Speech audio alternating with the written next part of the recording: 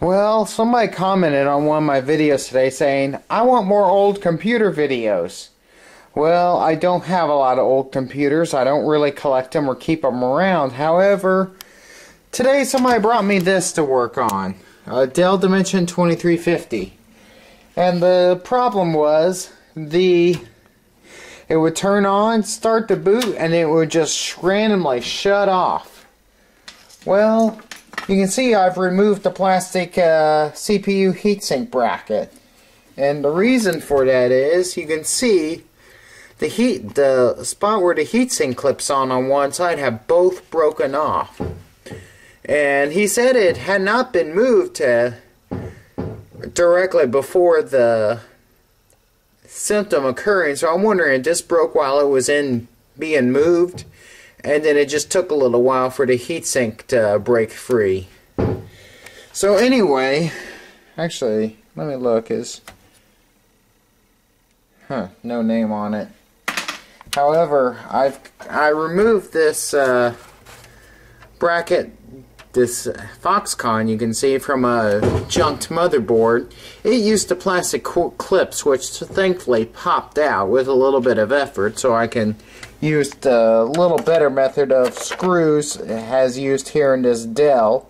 So I'm just going to screw this in and reinstall the heatsink and give it a good blowing out, and we should be back in business. And as you can see, you do not have to remove the motherboard. I thought I would, but I did not. You actually have to remove this thing in order to remove the motherboard.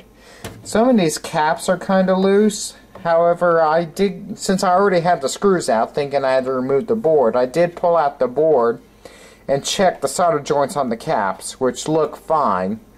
So I feel a lot better about that. So anyway, I'm going to get this screwed in and see what happens. Well, there it is. I mean, the whole replacement's pretty straightforward. Just pull out 4 screws, swap the bracket, and put 4 screws in, and then reattach the heatsink. I mean, it doesn't get much more straightforward than that. I didn't have to, though I did remove the fan and the air deflector here. But you can see it just comes right down with no effort when there aren't crazy wires in the way. So that's pretty much the wrapping up of this machine. Just gotta test it, make sure it works, and hopefully there's no other weird issues lurking with it. So just as a quick run over, this is a P4 2.0, 2.0A if you must know. Had a single 256 in there. However, I dug around in my boneyard and stuck in a 512 to help keep this other stick company. It appears this is not a dual channel system. Got a 30 gig Seagate hard drive, 3.5 floppy, and just a plain Jane CD-ROM drive. So that's it. Very simple machine. Oh, DDR memory in case you're wondering. Not much to show on this real short video, so everybody have a wonderful day. Oh, I almost forgot. I wanted to tell you how I made sure that the problem was indeed the clips being broken. What I actually did is after removing the completely worthless heatsink clips, I actually set a stack of about 4 old hard drives on top of here with the computer laying on its side like this.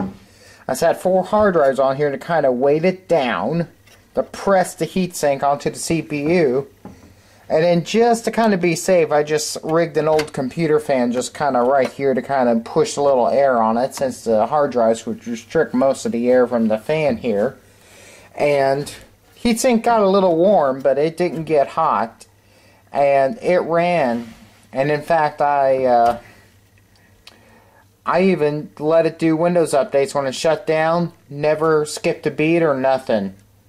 Just ran perfect like an old champ. So you know what, while these were a bargain basement machine, Dell built them well, it does seem. Well, aside from being made in China, but still, it seems like it was a well-built machine. It lasted through that redneck rig, and the name on the motherboard, which I thought was kind of neat, is Blue Ford.